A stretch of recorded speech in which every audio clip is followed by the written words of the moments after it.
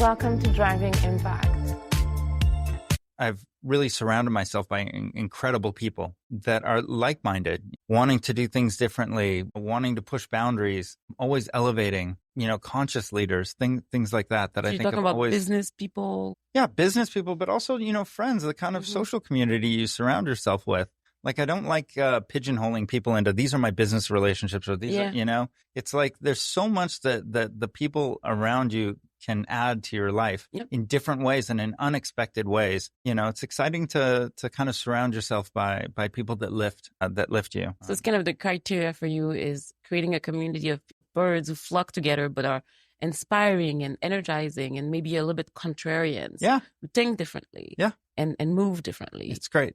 Kind of mavericks in whatever space they are. And whether that's business related or, friendship, community building, it's all great. And did you know that, like, growing up, you would become a serial eco-conscious, like social impact entrepreneur?